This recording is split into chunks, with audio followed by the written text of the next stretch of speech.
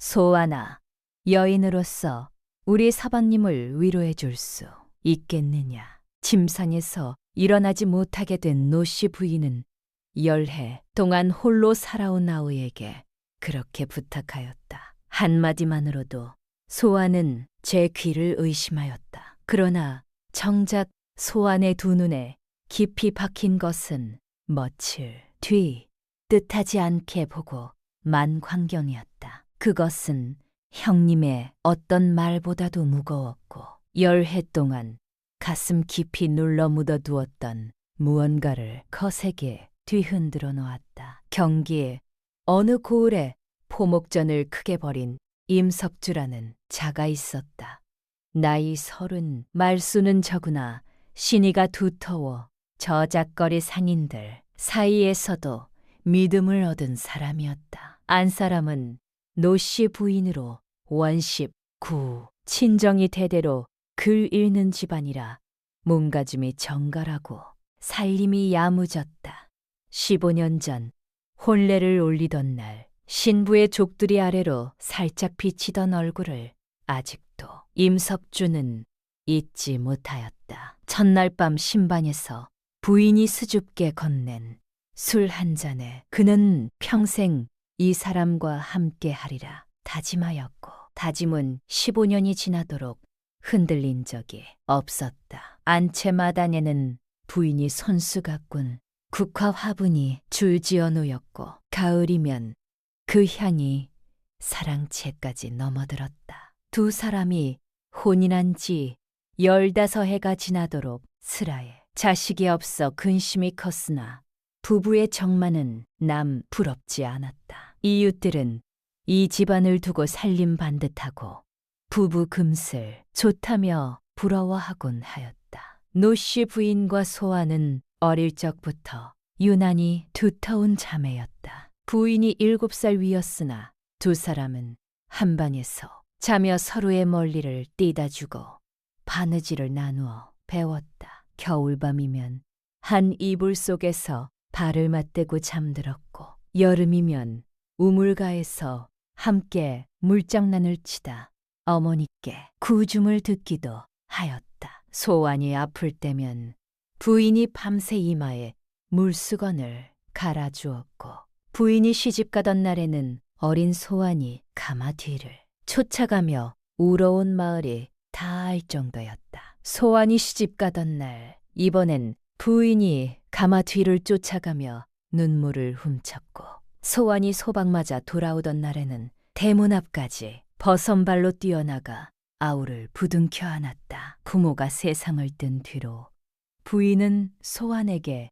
언니이자 어미와 같은 존재가 되었다. 두 사람은 서로에게 세상에서 가장 믿을 수 있는 단 하나의 혈육이었다. 그러던 어느 날 문중의 종숙이 찾아와 임석주를 다그쳤다. 사랑채 마루에 앉은 종숙의 목소리가 안방까지 낮게 울렸다. 15해가 지나도록 대를 이을 자식이 없으니 이제는 첩이라도 드려야 하지 않겠느냐. 조상님, 매일 낯을 생각하여라. 임석주는 고개를 저으며 답했다. 아직은 때가 아닙니다. 부인의 마음을 헤아려 주소서. 종숙은 혀를 차며 물러갔으나 그 말은 쉬 두어지지 않을 기세였다. 마침 안방에 있던 노씨 부인이 문틈으로 이 말을 다 듣고 말았다. 그날 밤 부인은 잠을 이루지 못하고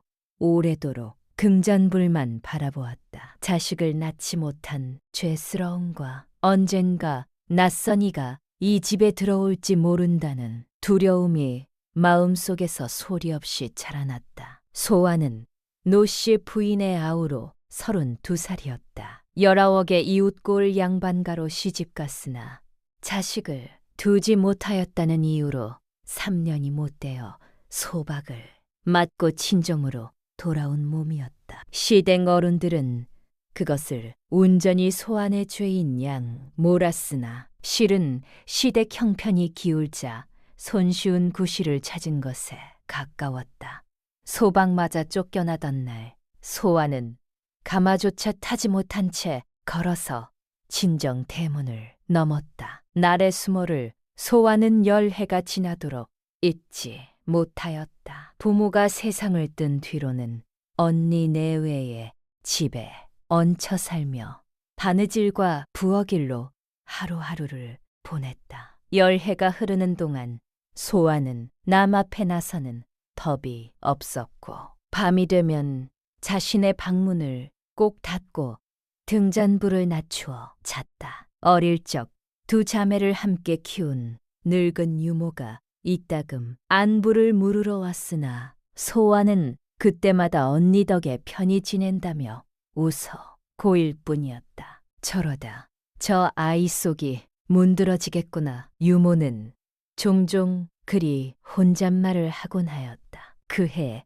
늦어름 노씨 부인은 친정 쪽 먼 인척의 초상집에 다녀온 일이 있었다. 집 정실은 병을 얻어 자리보전한 지 오래였고 몇 해 전들인 첩이 아들을 낳은 뒤로 안방에 권세마저 첩에게 넘어갔다는 소문이 자자하였다. 부인이 상가에 이르렀을 때 마당에서는 젊은 첩이 낳은 어린아들이 곡을 하고 있었으나 정작 죽은 이의 지아비는 손님 맞이를 첩에게 맡긴 채 관 곁에도 모습을 보이지 않았다. 부인이 집안 사정을 잘 아는 먼 친척 안악에게 넌지시 묻자 그 안악은 목소리를 낮추어 답했다. 마님이 다리를 다치신 뒤 서방님이 세 사람을 들이셨는데 그날부터 마님은 뒷방에서 나오시는 일이 드물었지요. 임종하실 때도 서방님은 곁을 지키지 않으셨습니다. 첩이 다과상을 살피며 손님을 맞는 동안 뒷방에서는 죽은 이의 몸종이었다는 늙은 하녀가 홀로 상복 자락을 붙들고 흐느끼고 있었다. 하녀가 부인을 붙들며 말했다. 마님께서는 돌아가시는 순간까지 지아비의 손 한 번 잡지 못하셨습니다. 부인은 그 말을 듣고 오래도록 말을 잇지 못했다. 돌아오는 가마 안에서 창밖으로 스쳐가는 논밭을 바라보며 정실의 관 곁을 지아비조차 지키지 않던 그 쓸쓸함이 언젠가 자신의 것이 될지도 모른다는 두려움에 사로잡혔다. 가을 거치가 끝난 어느 날 노씨 부인이 벗들과 산사에 다녀오겠노라 나서며 소안에게 함께 가자 권했다. 소안은 고개를 저었다. 형님이나 다녀오시라. 저는 집을 지키겠다 하였다. 날이 이 집안의 마지막 평온한 날이 될 줄은 아무도 몰랐다. 돌아오는 길 가마꾼 하나가 산길에서 발을 헛디뎌 가마가 비탈 아래로 굴러떠도졌다는 기별이 야심한 시각에 당도했다. 임석준은 등불도 챙기지 못한 채 뛰쳐나갔고 소안도 뒤를 따랐다. 밤길은 칠흑같이 어두웠고 두 사람은 몇 번이나 발을 헛디디며 산 아래로 내달았다. 부인이 실려온 것은 새벽녘이었다. 옷자락이 온통 흙으로 얼룩져 있었다. 그 을에서 이름난 의원이 밤새 부인을 살폈다. 동이 틀 무렵 의원이 무거운 낯빛으로 고했다. 허리를 크게 다쳐 기혈이 막혔습니다. 하체를 쓰지 못하시나 회복이 되고 안 되고는 하늘의 뜻에 달렸습니다. 오랜 침구와 정성이 필요할 것입니다. 부인은 천장을 향해 누운 채 나직이 물었다. 와나, 나는 이제 어찌 살아야 하느냐. 소아는 대답을 찾지 못하고 그저 언니의 손만 붙들었다. 손은 공포와 충격 탓인지 얼음장처럼 차가웠다. 날부터 집안의 살림이 뒤집혔다. 소아는 바느질감을 밀어두고 안방으로 거처를 옮겨 언니를 씻기고 몸을 뒤어 옮기는 일을 도맡았다. 어느 날은 부인의 몸을 씻기다가 부인이 갑자기 흐느끼기 시작하였다. 소아나, 이런 몸으로 얼마나 더 살아야 하는지 모르겠구나. 차라리 그때 죽는 것이 나았을지도 모른다. 소아는 젖은 수건을 쥔 손을 멈추고 언니를 꼭 안았다. 그런 말씀 마세요, 형님. 제가 있잖습니까? 부인은 그 품에서 한참을 울고서야 겨우 진정하였다. 날 이후로 소아는 매일 아침 저녁으로 부인의 몸을 씻기고 다리를 주무르는 일을 하루도 거르지 않았다. 임석주는 근처절에 시주를 넉넉히 보내고 보름마다 손수 산길을 올라 부처님 앞에 108배를 올렸다. 이마에 땀이 흥건해도 그는 걸음을 멈추지 않았다. 의원은 열흘에 한 번씩 찾아와 진맥하였고 약값이 만만치 않게 들었으나 임석주는 내색하지 않았다. 소환이 조심스레 살림을 아끼자고 청하였을 때도 그는 고개를 저었다. 돈은 다시 벌면 되나 사람은 다시 얻을 수 없다. 이웃 노파가 산에서 캐온 약초가 용하다 하여 다려 먹여 보기도 하고 절에서 받아온 부적을 베갯머리에 두기도 하였다. 어느 날은 먼 고을에서 용하다는 무녀를 불러 굿을 벌인 일도 있었다. 무녀가 며칠을 두고 춤을 추며 액을 쫓았으나 부인의 다리는 여전히 미동조차 없었다. 굿판이 끝난 밤 임석주는 마루에 홀로 앉아 처음으로 소리내어 울었다. 침을 놓고 뜸을 뜨는 날이 늘어갔으나 100일이 지나도록 부인의 다리는 밑동조차 없었다. 저녁상을 물리고도 말이 줄었고 임석주의 어깨는 날로 무거워 보였다.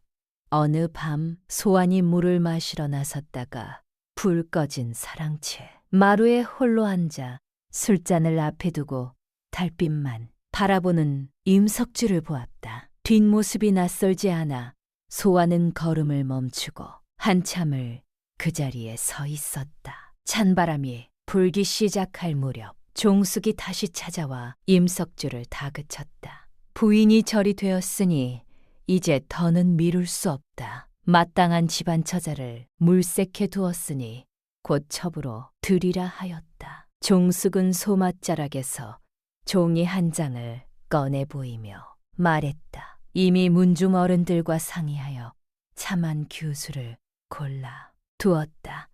이달 안으로 예를 갖추면 될 것이다. 임석주는 자리를 피하지 않고 단호히 답했다. 사람을 물건처럼 들이고 낼 수는 없습니다. 종숙이 언섬을 높였다. 15해, 15해. 조상님 배 낫지 있느냐? 네 대에서 대가 끊기면 그 죄를 네가 다 짊어질 셈이냐? 임석주는 고개를 숙였으나 뜻을 굽히지 않았다. 죄가 있다면 제가 짊어지겠습니다. 다만 지금은 때가 아닙니다. 종숙은 혀를 차며 물러갔으나 말이 안방 부인의 귀에도 전해졌다. 부인은 두려웠다. 낯선 계집이 들어와 자식을 낳으면 지도 못하는 자신은 그 집에서 서서히 밀려나리라는 것을 부인은 잘 알고 있었다. 지난 여름 문상을 갔던 그 집의 광경이 자꾸만 눈앞에 어른거렸다. 정실의 관 곁을 지아비조차 지키지 않던 그 쓸쓸함이 언젠가 자신의 것이 될지도 모른다는 생각에 부인은 밤마다 같은 악몽에 시달렸다. 남 모르는 여인이 이 집 안주인 자리에 앉아있고 자신은 문 밖에서 그저 지켜만 보는 꿈이었다. 부인은 며칠을 고민한 끝에 소환을 조용히 불러 앉혔다. 낯빛이 심상치 않았다. 소환아, 여인으로서 우리 서방님을 위로해 줄 수 있겠느냐? 소환은 제 귀를 의심하였다. 형님, 지금 무슨 말씀을 하시는 것입니까? 부인은 눈물을 삼키며 말을 이었다. 낯선 계집이 들어오면 나는 이 집에서 설 자리를 잃을 것이다. 허나 너라면 다르다. 너는 나를 밀어내지 않을 것이고 나 또한 너를 믿을 수 있다. 그리고 너도 이제는 온전한 집과 이름이 있어야 하지 않겠느냐. 소환은 자리를 박차고 일어났다. 형님, 정신이 나가셨습니까? 부인이 울며 답했다. 나도 안다. 남새스러운 청인 줄 안다. 허나 이것이 내가 너에게 할 수 있는 마지막 부탁이다. 소아는 대답 없이 방을 나섰다. 날밤 잠을 이루지 못했다. 형님의 말이 자꾸만 귓가에 맴돌았다. 이튿날 소아는 답답한 마음을 이기지 못하고 어릴 적 자신을 키워준 늙은 유모를 찾아갔다. 유모는 소안의 낯빛을 살피더니 대뜸 물었다. 무슨 근심이 그리 크냐? 소아는 차마 자초지종을 다 말하지 못하고 그저 언니가 무리한 부탁을 하였다고만 둘러댔다. 유모는 한참을 침묵하다 나직이 일렀다. 얘야, 세상 법도가 다 옳은 것만은 아니다. 그러나 네 마음이 향하는 곳이 있다면 그것을 억지로 죽이려 들지는 말아라. 다만 훗날 후에 없을 길을 택하여라. 말이 소안의 가슴에 오래 남았다. 며칠 뒤 새벽 소안은 약탕에 쓸 마른 장작을 찾으러 사랑채 뒤편을 지나다가 반쯤 열린 문 앞에서 걸음을 멈추었다. 안에서는 임석주가 땀에 젖은 속적衫을 갈아입고 있었다. 등잔 아래 드러난 넓은 어깨와 느슨하게 풀린 옷고름 사이로 스친 사내의 윤곽에 소아는 저도 모르게 숨을 삼켰다. 그러나 그녀를 더 오래 붙든 것은 그 모습보다 옷을 타 여민 뒤에도 한참 벽에 기대앉아 깊은 한숨을 내쉬는 임석주의 쓸쓸한 얼굴이었다. 소아는 들키기 전에 황급히 돌아섰으나 형님의 부탁과 방금 본 광경이 겹쳐져 그날 밤 끝내 잠을 이루지 못하였다. 며칠 뒤 저작거리에서 옛 시댁 쪽 먼 친척이 소안을 알아보고는 짐짓 반가운 척하며 이런저런 말을 붙였다. 아직도 언니 땡에 얹혀 사는가. 자식도 못 낳는 팔자가 참 딱하기도 하지. 소아는 애써 웃음을 지으며 대꾸하려 했으나 목이 메었다. 마침 볼 일이 있어 근처에 있던 임석주가 이 말을 듣고 다가와 말했다. 자식을 두고 못 두는 것이 어찌 온전히 아녀자의 죄이겠소. 저죄를 함부로 대하지 마시오. 친척은 무안한 나드로 물러갔다. 소아는 그날 처음으로 자신을 위해 나서준 이가 있다는 것에 가슴이 뭉클해졌다.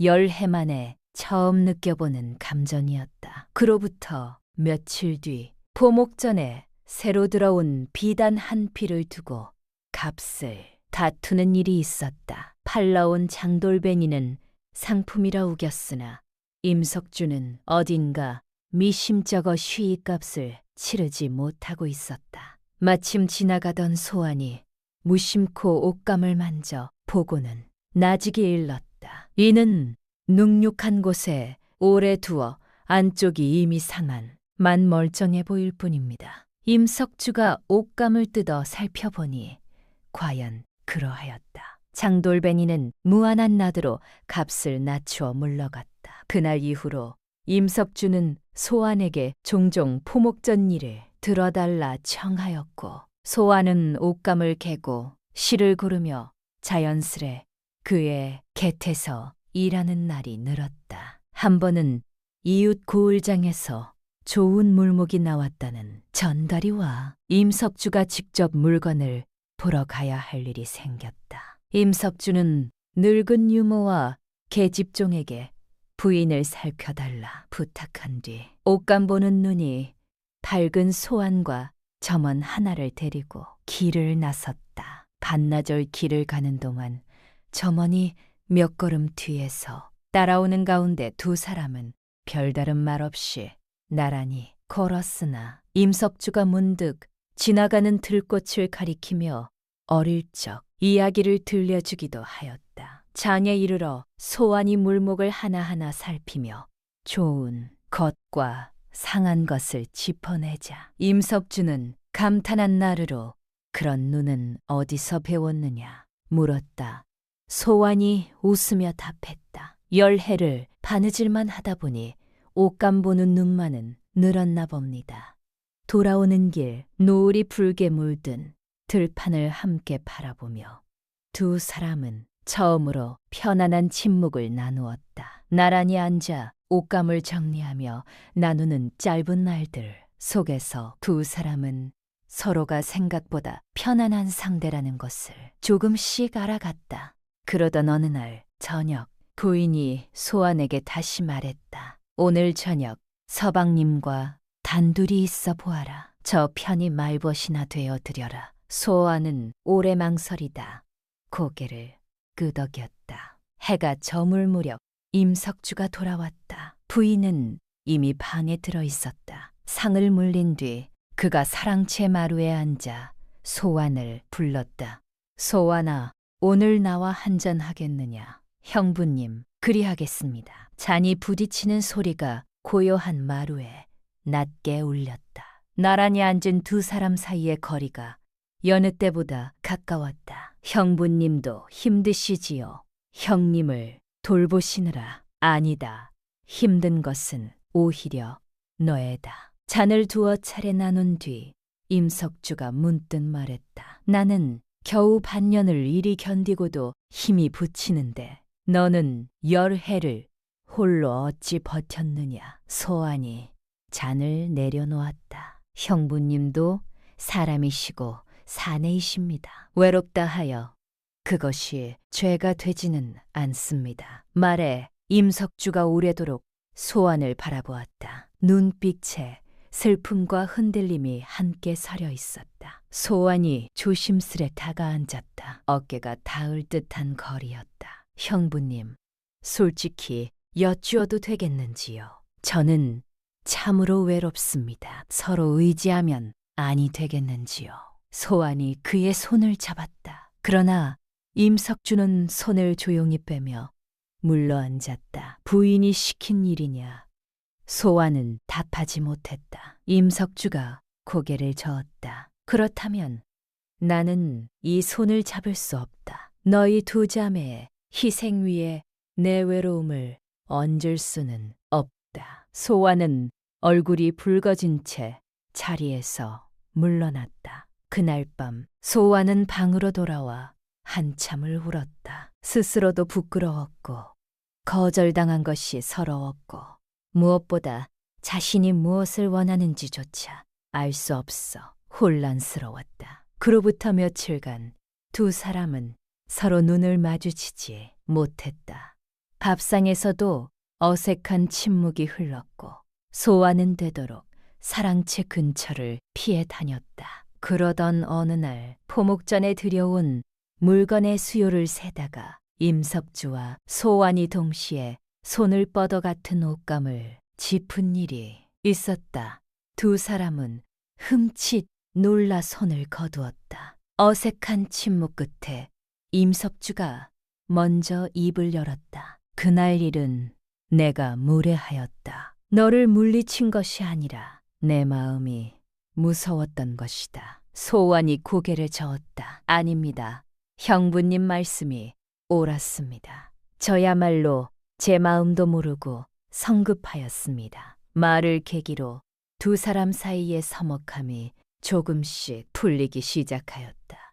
며칠 뒤 밤 부인은 임석주를 안방으로 불러 마주 앉았다. 서방님, 어찌 소환을 물리치셨습니까? 이는 제가 진심으로 청한 일입니다. 임석주가 무겁게 답했다. 부인, 당신이 걷지 못한다 하여 내 마음까지 떠난 것은 아니요. 나는 당신을 버릴 생각을 한 적이 없어. 부인이 그 손을 잡았다. 압니다. 그러나 저는 언젠가 낯선 이가 이 집에 들어와 저를 밀어낼까 두렵습니다. 소환이라면 저를 밀어내지 않을 것을 압니다. 임석주는 오래 침묵하다 말했다. 그렇다면 나는 소환의 진심을 직접 들어야겠소. 이튿날 임석주는 소환을 따로 불러 물었다. 소환아, 부인이 시켜서가 아니라 네 뜻으로 하는 것이냐? 소환은 한참을 망설이다 나직이 답했다. 처음에는 형님의 부탁 때문에 흔들렸습니다. 그러나 오늘 이 자리에서 답하는 것은 제 뜻입니다.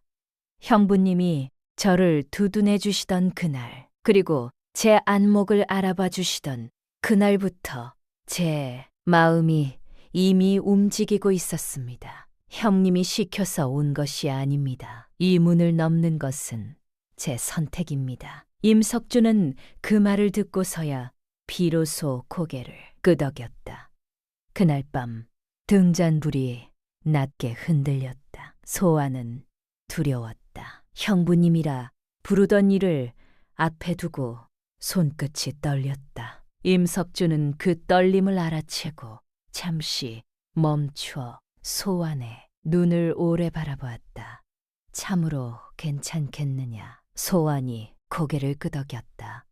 예, 서방님. 스스로도 놀라 부르고 만 그 호칭에 두 사람은 잠시 숨을 멈추었다. 그는 서두르지 않았다. 소환이 상상하던 것과는 다른 조심스럽고 더딘 밤이었다. 두려움 속에서도 소환은 물러서지 않기로 스스로 마음을 정하였다. 이튿날 새벽 소환이 방을 나설 때 부인의 방 문틈으로 희미한 불빛이 새어나오고 있었다. 형님도 잠을 이루지 못하신 것이다. 불빛을 본 순간 가슴이 먹먹해졌다. 그 새벽 임석주 또한 홀로 사랑채에 앉아 잠을 이루지 못하였다. 그는 스스로에게 물었다. 내가 두 자매를 모두 쳐버린 것은 아닌가? 아니면 두 사람 모두를 지킨 것인가? 답을 알 수 없었다. 다만 그는 이 선택의 무게를 자신이 끝까지 짊어져야 한다는 것만은 분명히 알았다. 그날 이후로 그는 어느 한쪽에도 소홀함이 없도록 매사에 더욱 마음을 썼다. 그로부터 두 달이 지날 무렵 세 사람은 한자리에 모여 앞으로 지킬 약조를 정하였다. 구인이 먼저 입을 열었다. 서방님은 여전히 나의 지아비이시니 그것은 변치 않습니다.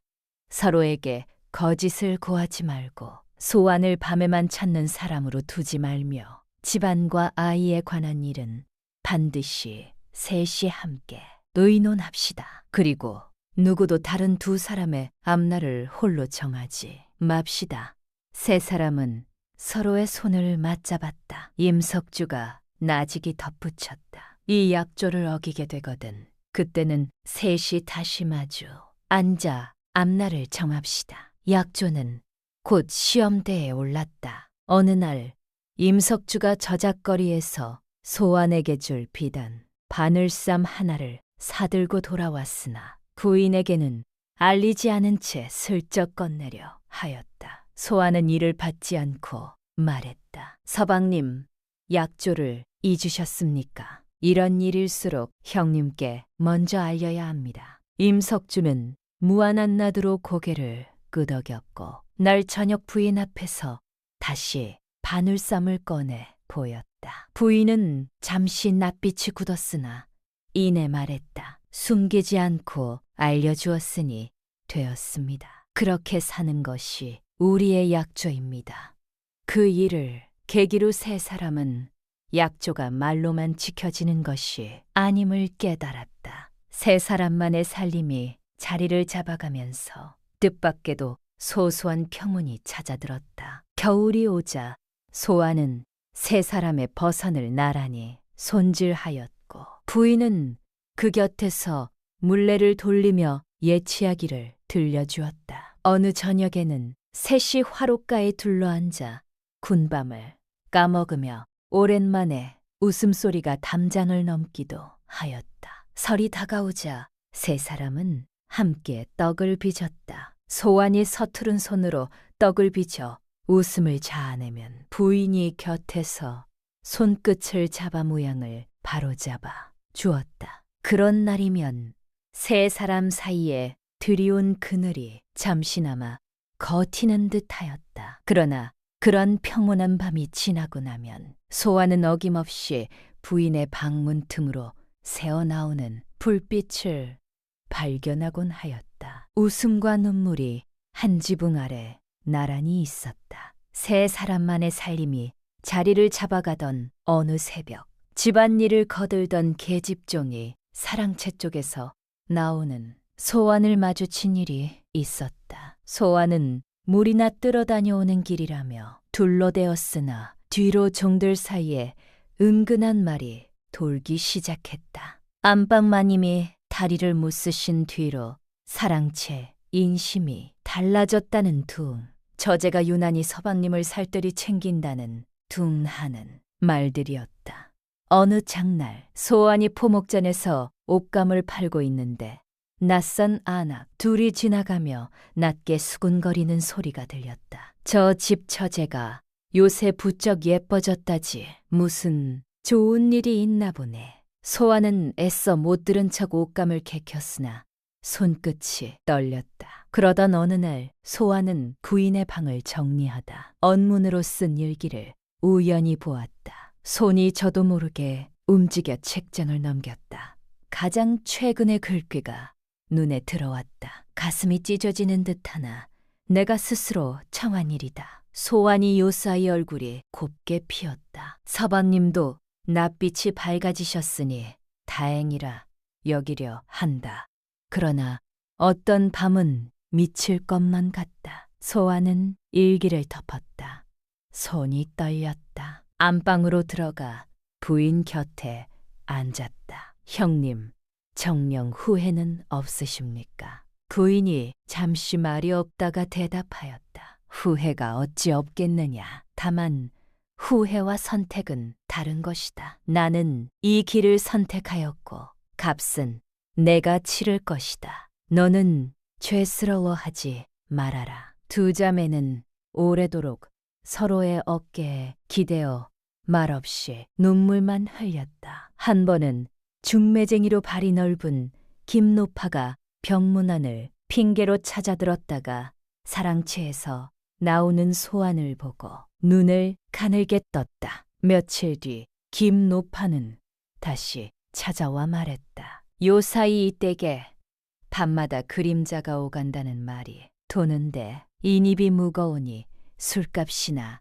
좀 보태주시지요. 부인은 엽전 몇 냉을 내주되 임석주가 부른 점원에게 김노파가 더는 이 집안에 이를 입 밖에 내지 않겠다는 글을 쓰게 하고 그 아래 손도장을 받았다. 그러나 한 달이 못 되어 김노파는 더 많은 돈과 은비녀를 요구하며 다시 찾아왔다. 부인이 더는 응할 수 없다고 하자 김노파는 눈을 흘기며 말했다. 마님, 좋으실 대로 하시지요. 다만 소인입이 다시 가벼워지면 그 뒷일은 책임 못 집니다.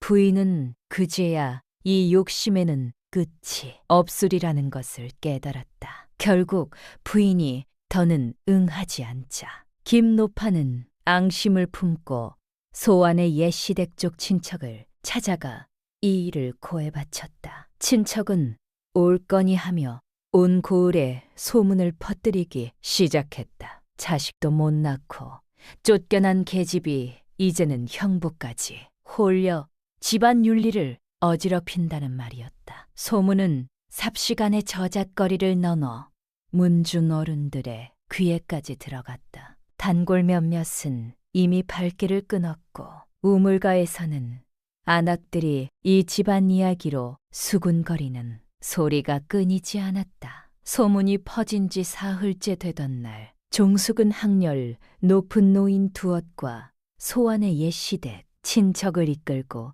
임석주의 집으로 들이닥쳤다. 소식을 들은 이웃들까지 대문 밖과 마당, 가장자리에 몰려들었다. 종숙이 소리쳤다. 이런 폐륜을 저지르고도 집안 체면을 지킬 수 있으리라 여겼느냐. 당장 저 계집을 내치지 않으면 문중에서 너를 용납하지 않을 것이다. 임석주가 소안 앞을 막아서며 답했다. 소환은 제가 억지로 들인 사람이 아닙니다. 부인이 손수청한 일이지만 마지막에 선택한 것은 저와 소환입니다. 죄를 묻고 싶으시면 제게 물으십시오. 옛 시댁 친척이 소환을 향해 자식도 못 낳고 쫓겨난 계집이 형부까지 홀렸다고 손가락질하자 소환은 10해 전에 수모가 되살아나 그 자리에 무릎을 꿇었다. 종수걸은 제가 물러가겠습니다. 저 하나 떠나면 형님과 서방님의 체면은 지켜질 것입니다. 그때 안방문이 열리고 하인 둘이 부인을 낮은 나무 의자에 앉힌 채 조심스레 마당으로 옮겨왔다. 부인은 허리를 제대로 세우기도 어려웠으나 의자, 팔걸이를 움켜쥔 채 소리 높여 말했다. 소환이 서방님을 꽐 것이 아닙니다. 제가 먼저 두 사람의 손을 잡아주었습니다. 낯선 계집이 들어와 저를 밀어낼까 두려워 제 아우에게 몹쓸 부탁을 한 것입니다. 죄가 있다면 먼저 저를 탓하소서. 종숙이 그렇다 하여 폐륜이 도리가 되느냐고 호통치자 부인은 품에서 종이 한 장을 꺼냈다. 여기 김노파가 돈을 받고더는 이 집안일을 발설하지 않겠다고 손도장을 찍은 글이 있습니다. 대 곁에 서 있던 포목전 점원이 앞으로 나와 옛다. 소인이 그 글을 대신 썼습니다. 긴 노파는 돈을 더 주지 않으면 온 고을에 소문을 뜨리겠다고 직접 협박하였습니다. 부인이 종숙을 바라보며 말을 이었다. 돈을 받기 위해 남의 불행을 팔아넘긴 이의 말만 듣고 저희를 심판하시는 것입니까? 마당이 조용해졌으나 종숙은 곧 냉정히 답했다. 김노파의 욕심과 너희가 저지른 일은 별개다. 오늘 소환을 내치지 않으면 너를 문중에서 끊어 내겠다. 임석주가 고개를 들었다. 그렇다면 저를 끊어내십시오. 소환은 제가 선택한 집안 사람이며 이제와 다시 오갈 데 없는 몸으로 내쫓을 수는 없습니다. 종숙은 다시는 문중 대소사에 발을 들이지 말라고 선언하고 돌아섰다. 문중 노인들도 뒤를 따랐고 이웃들은 서로 눈치를 보며 흩어졌다. 마당에는 세 사람만 남았다. 잃은 것은 문중과 체면이었으나 세 사람은 그날 처음으로 서로를 버리지 않겠다는 뜻을 온 고을 앞에 드러냈다. 날밤 세 사람은 조촐하게 예를 갖추었다. 부인이 손수 소환의 쪽머리에 은비녀를 꽂아주며 나직이 일렀다. 오늘부터 너는 이 집안의 사람이다. 소환은 그 말에 눈물을 삼켰다. 그러나 마당에서의 그 일은 세 사람 모두에게 깊은 상처를 남겼다. 며칠 동안 소환은 방에서 나오기를 꺼렸고 부인 또한 허리와 온몸에 무리가 갔는지 며칠을 몸져 누웠다. 임석주는 두 사람을 번갈아 살피며 말없이 곁을 지켰다. 어느 밤 부인이 소환의 손을 잡고 말했다. 그날 하인들의 손을 빌려 마당으로 나설 때 온몸이 떨려 목소리조차 나오지 않을까 두려웠다. 그러나 너를 그리 두고 볼 수는 없었다. 소환은 눈물을 글썽이며 형님의 손을 더욱 꼭 잡았다. 형님이 그리 나서 주실 줄은 몰랐습니다.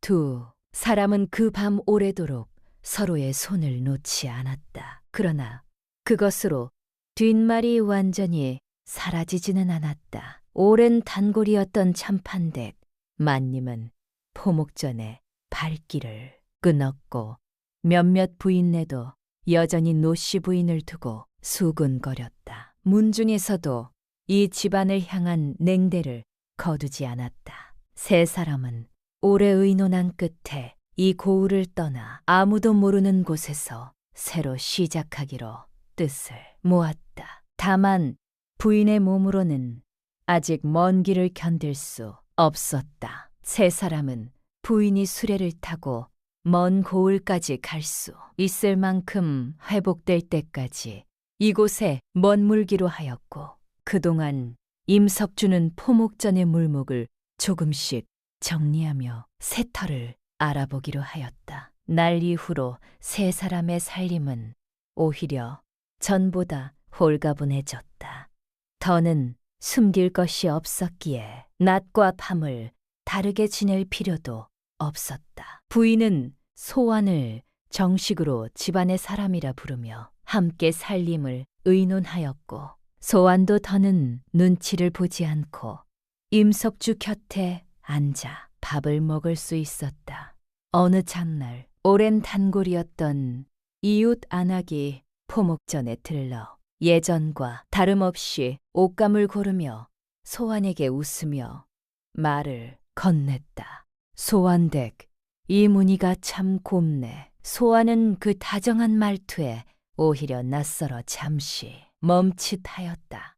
모두가 등을 돌린 것은 아니었다. 다만 세 사람은 알고 있었다. 이 평온이 오래가지는 않으리라는 것을. 그리고 먼지않아 셋이 함께 새로운 살 길을 찾아야 한다는 것을. 무력 부인의 몸에도 작은 변화가 있었다. 발끝의 찬 기운과 더운 기운이 어렴풋이 느껴지기 시작하더니 소환이 다리를 주무를 때마다 발가락이 미세하게 움찔거렸다. 부인은 매일같이 침과 뜸을 맞으며 먼저 누운 몸을 스스로 뒤집고 발로 침상을 짚어 상체를 일으키는 연습부터 시작하였다. 처음에는 잠시 허리를 세우는 것조차 버거워 몇 번이고 침상 위로 쓰러졌다. 어느 날은 아무리 애써도 몸이 일으켜지지 않자 부인이 소환의 손을 뿌리치며 소리쳤다. 그만두자.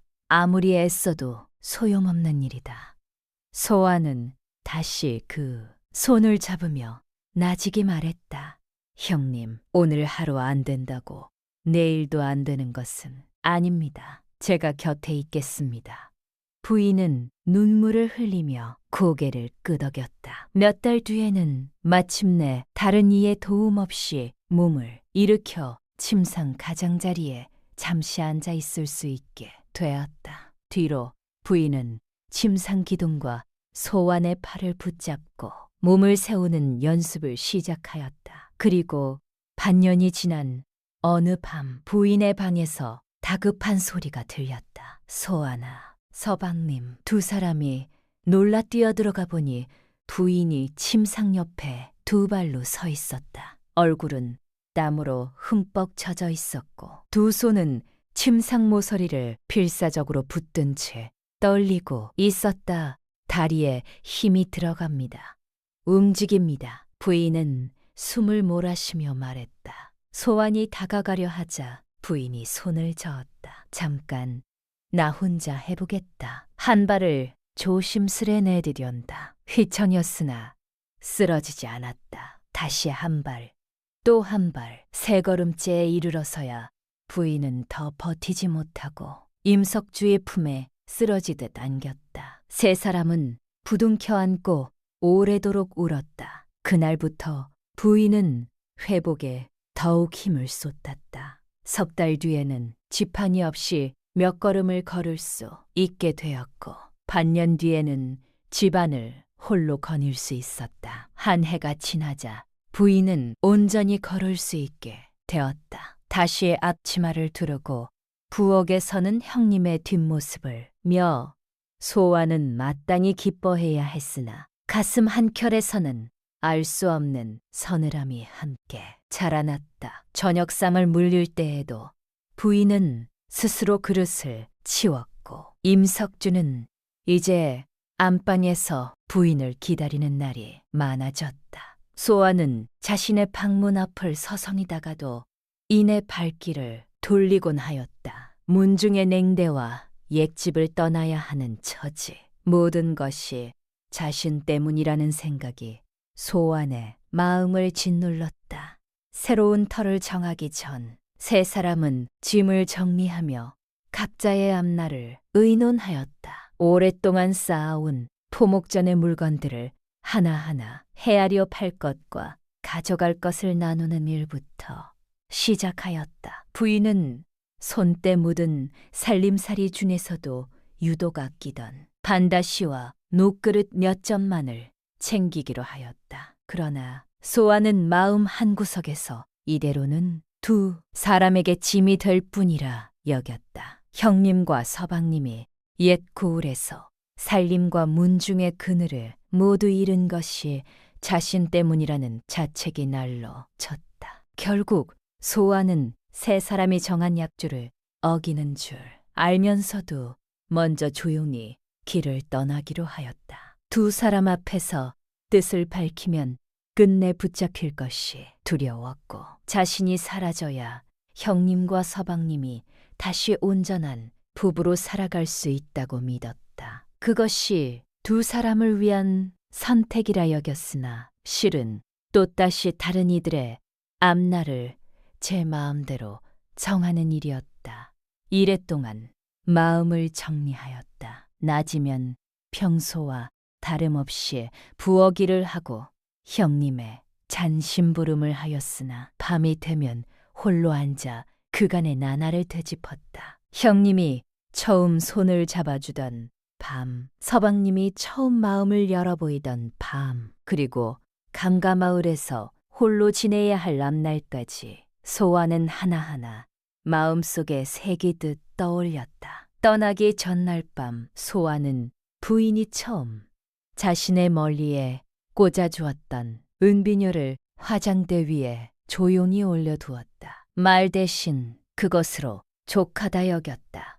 새벽인시 소아는 조용히 옷을 갈아입고 보따리를 들었다. 어풀 지날 때 아직 온기가 남은 앞꽃이 채를 손끝으로 한번 쓸어보았다. 형님이 앉던 마루자리, 서방님이 갓을 걸어두던 못, 모든 것이 눈에 밟혔다. 대문을 소리 없이 밀고 나섰다. 새벽 안개가 낮게 깔린 인적 없는 저작거리를 지나 나루터로 향했다. 발밑에서 서리 밟히는 소리가 유난히 크게 들렸다. 배가 떠나는 시각까지 소아는 다리 밑 그늘에 앉아 동이 트기를 기다렸다.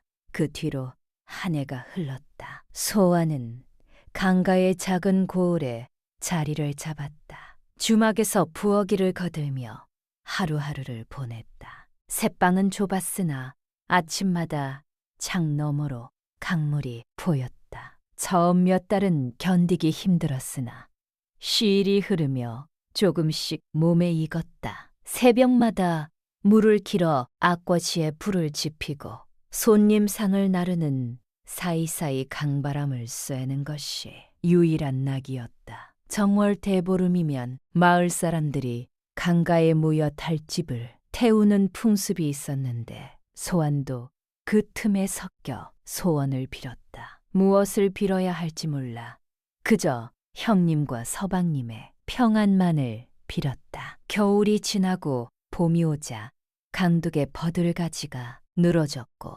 소아는 그 아래 앉아 오래도록 물결을 바라보곤 하였다. 어느 여름밤 주막 손님들이 다 돌아가고 홀로 남은 소아는 마루에 앉아 달을 바라보았다. 옛집에서라면 이맘때 형님과 마당에 나와 부채질을 하며 이야기를 나누었을 것이었다. 소아는 문득 자신이 이 세상에 아무도 없는 사람처럼 느껴졌다. 부모도 없고 낳은 자식도 없고 이제는 언니와 서방님마저 곁에 없었다. 그날 밤 소아는 처음으로 소리내어 오래도록 울었다. 그러나 이튿날 아침이 되면 다시 아무 일 없었다는 듯 물동이를 이고 일어섰다. 어느 날은 몸살이 심하게 나서 자리에서 일어나지도 못한 적이 있었다. 주모가 죽 한 그릇을 끓여다 주며 혀를 찼다. 객지에서 몸까지 축나면 어쩌려고 그러나 자네를 챙겨줄 사람 하나 없어 보이는데 소아는 그 말에 서러움이 복받쳐 죽그릇을 앞에 두고 한참을 소리 죽여 울었다. 이런 날이면 유독 형님의 손길이, 서방님의 나직한 목소리가 사무치게 그리웠다. 그러나 소아는 그런 그리움조차 스스로 사귀는 법을 익혀갔다. 무렵 나루터를 오가며 대니를 하는 젊은 뱃사공이 소환에게 마음을 두기 시작했다. 한 번은 취객이 소환에게 행패를 부리려 하자 그가 나서서 막아주었다. 또 한 번은 무거운 짐을 나르던 소환을 보고 아무 말 없이 짐을 대신 들어 나루터까지 옮겨주기도 하였다. 그가 조심스레 말했다. 소환댁, 이런 곳에서 혼자 고생하지 마시고 내 사람이 되어 주면 아니 되겠소. 억지로 데려가려는 것이 아니라 저 진심으로 청하는 것이요. 소환은 매번 조용히 고개를 저었으나 안정된 삶과 자신을 필요로 하는 이가 있는 삶 사이에서 마음이 흔들리는 것도 사실이었다. 그러나 밤이 되면 옛집의 등잔 불빛과 형님의 눈물, 서방님의 낮은 한숨 소리가 자꾸만 떠올라 마음을 다잡곤 하였다. 소아는 틈틈이 자신만의 바느질 솜씨로 작은 손수건과 주머니를 지어 지나가는 길손들에게 팔았다. 소환 특유의 매듭과 바늘땜은 옛 포목전에서부터 익힌 것이었다. 어느 날 손수건 하나가 돌고 돌아 임석주와 거래하던 다른 고을 상인의 손에 들어갔다. 상인이 우연히 임석주를 만나 손수건을 보이며 물었다. 이런 솜씨를 가진 이가 이 근방에 있던데 혹 아시는지? 임석주는 그 바늘땜을 한눈에 알아보았다. 소환의 것이었다. 그는 곧장 부인과 함께 나루터를 수소문하기 시작했다. 어느 저잣날 오후 마침 뱃사공이 주막에 쌀자루를 내려놓고 있던 때 문이 열렸다. 고개를 든 순간 소환은 그 자리에 얼어붙었다. 형님과 서방님이었다. 소환아, 부인의 목소리가 떨렸다. 소환의 손에서 행주가 떨어졌다. 소환은 고개를 저었다. 아니, 되옵니다. 두 분은 이제 평안히 지내소서. 임석주가 조용히 말했다. 우리는 이미 옛 고을의 포목전을 정리하였다. 문중의 그늘도 더는 필요치 않다 여겼다. 이곳 근방에 새로 터를 잡을 자금도 이미 마련해 두었다. 소아는 놀라 되물었다. 큰 살림을 다 접으시고요. 부인이 고개를 끄덕였다. 살림이야, 다시 읽으면 된다. 사람을 잃는 것에 비하면 아무것도 아니다. 소환이 다시 물었다. 두 분이 저를 찾아오신 것이 사랑 때문입니까? 아니면 미안함 때문입니까? 제가 돌아가면 저는 또 형님이 약해지실 때에만 필요한 사람이 되는 것은 아닙니까? 부인은 소환의 손을 꼭 잡았다. 그보다 먼저 묻고 싶구나. 네가 우리 앞날을 내 마음대로 정하고 떠난 것이야말로 우리가 하지 말자고 약조한 일이 아니더냐. 소환은 고개를 떨구었다. 알고 있습니다. 그래서 지난 한 해 하루도 마음이 편하지 않았습니다. 부인이 말을 이었다. 처음에는 두려움과 미안함으로 너를 붙들었을지 모른다. 그러나 네가 떠난 뒤 나는 매일 네가 있던 자리에 빈틈을 느꼈다. 이제는 안다. 이는 두려움이 아니라 사랑이다. 소환이 다시 물었다. 문중이 또 저를 내치라 하면 그때도 저를 택하시겠습니까? 임석주가 답했다. 이미 한 번 택하였다. 두 번인들 다르지 않을 것이다. 우리는 너를 옛집으로 데려가려 온 것이 아니다. 셋이 함께 살 세터를 정하러 온 것이다. 곁에서 이 말을 듣던 뱃사공은 잠시 소환을 바라보다가 조용히 말했다. 그리 깊은 인연인 줄 몰랐어. 부디 평안히 사시오. 그는 더 붙잡지 않고 자리를 비켜주었다. 소환은 한참 강물만 바라보다가 천천히 고개를 끄덕였다. 알겠습니다. 이번에는 제 앞날을 혼자 정하지 않겠습니다. 함께 하겠습니다. 부인은 품에서 소환이 떠나던 날 남겨둔 은비녀를 꺼내 아우의 쪽머리에 다시 꽂아 주었다. 몇 달 뒤 세 사람은 강가 고을 나루터 근처에 작은 포목전을 새로 열었다. 부인은 안주인으로 샘과 살림을 맡았고 임석주는 물목을 들이고 여러 고을의 상인들과 거래를 텄으며 소와는 옷감을 고르고 바느질과 잣으로 여인, 손님들의 마음을 끌었다. 처음엔 낯선 저잣거리에 적응하느라 서투른 날이 많았다. 이웃 안악 하나가 대뜸 소환을 두고 이택 서방님과 어찌 되시는 분이냐 물은 일이 있었는데 부인이 옆에서 나서서 답했다. 내 하나뿐인 친정아우이자 서방님의 작은 댕일세. 나와 함께 이 포목전을 꾸려가고 있지. 이상은 묻지 않는 것이 이 바닥의 돌이 아니겠나. 말투가 어찌나 당당하였던지 더는 캐묻는 이가 없었다. 계절이 두어 번 바뀌자 세전에도 단골이 늘고 살림도 자리를 잡아갔다. 어느 날 다른 곳에서 들여온 비단 한 필이 눅눅한 냄새를 풍기는 것을 소환이 알아채어 큰 손해를 막은 일이 있었다. 그날은 마침 큰 거래처 상인이 찾아와 10필이 넘는 비단을 흥정하던 중이었는데 소환이 그중 몇 필의 매듭이 다른 것과 미묘하게 다름을 알아채고 조용히 임석주에게 귀띔하였다. 풀어보니 과연 안쪽 몇 겹이 물에 젖었다 말은 흔적이 있었다. 상인은 몹시 당황하며 값을 깎아주었고 자리에 있던 다른 상인들도 소환의 눈썰미에 혀를 내둘렀다. 그날 이후로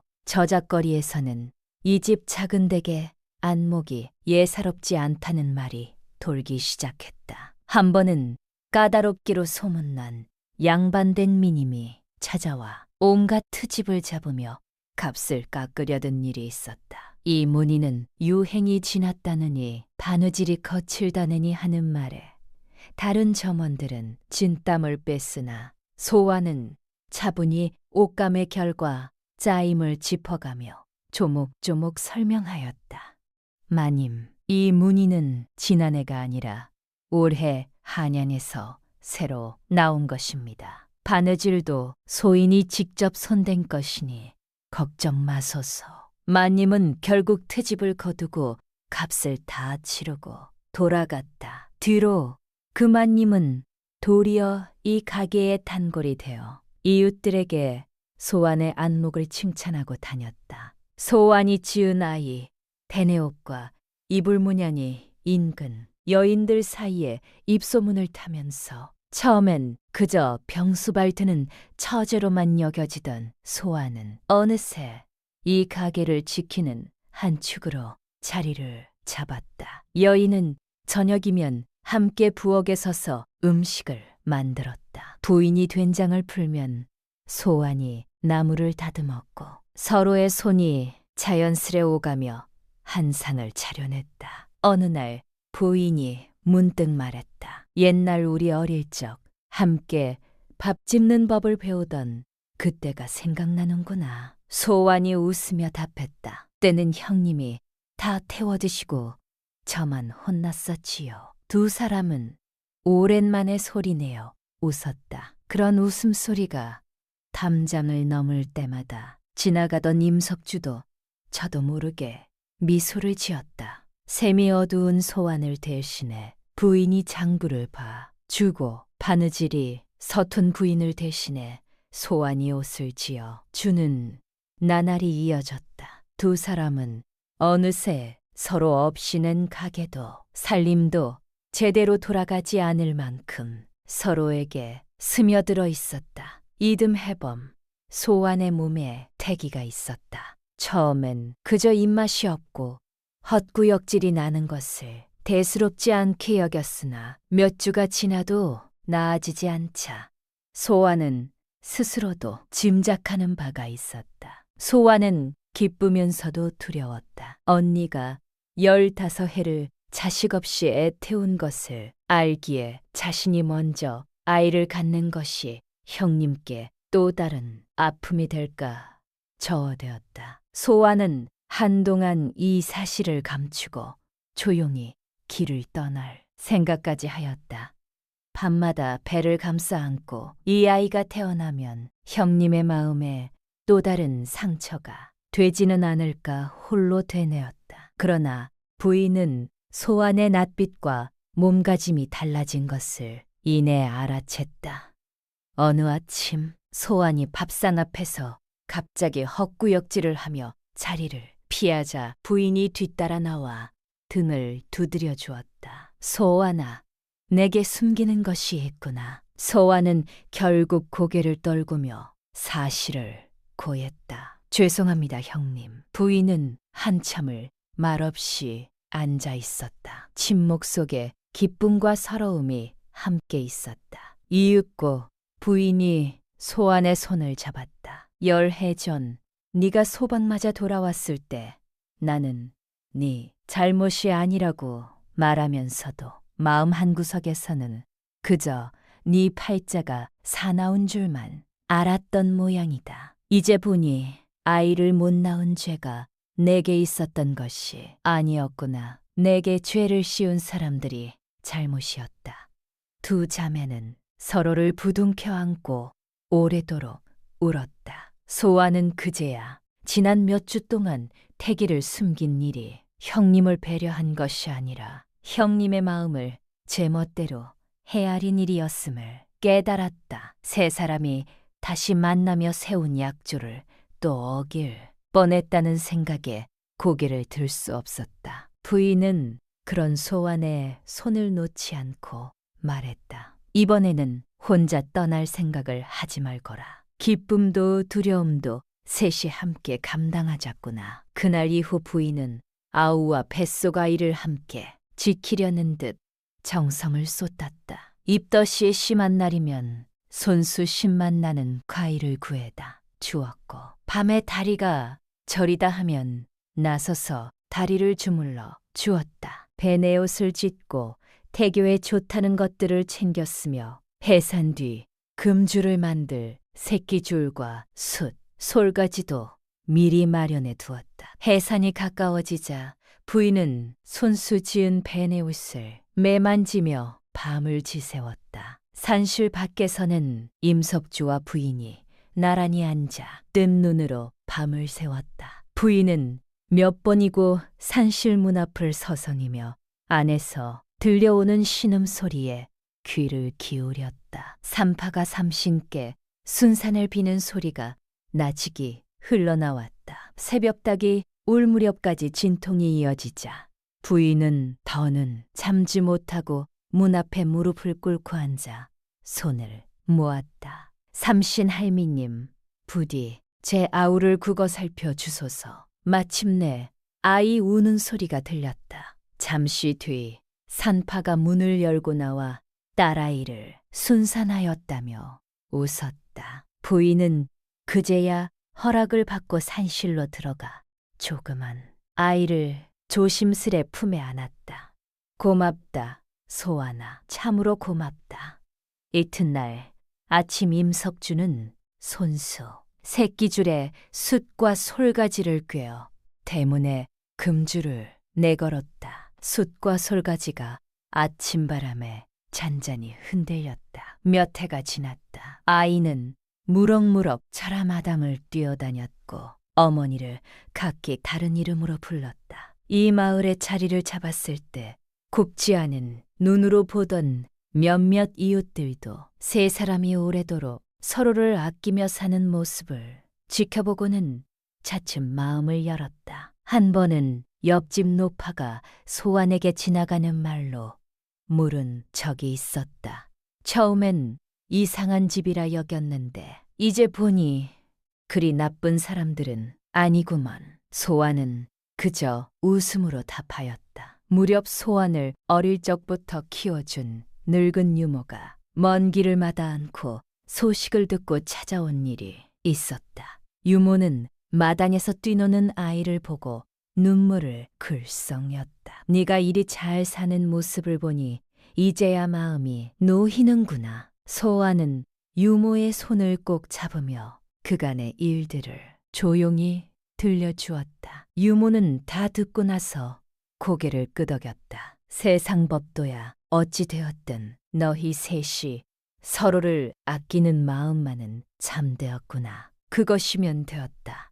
어느 저녁 아이가 마당에서 두 여인 사이를 오가며 놀 때 부인은 소안의 쪽머리에 다시 은비녀를 매만져 꽂아 주었다. 임석주는 해가 저물자 가게 문을 닫고 들어와 새 사람 곁에 앉았다. 마당 한켠에는 옛집에서 옮겨 심은 국화가 그 해에도 어김없이 꽃을 피웠다. 저녁상에 온 가족이 둘러앉아 오순도순 이야기를 나누는 모습을 보면 지나가던 이웃들도 저 집이 참으로 화목하다며 고개를 끄덕이곤 하였다. 이제는 아무도 이 집의 지난 사연을 캐묻지 않았다. 아이가 자라 국화 화분 앞에서 두 어머니의 손을 하나씩 붙들고 노는 모습을 임석주는 가게 문턱에 기대어 오래도록 바라보곤 하였다.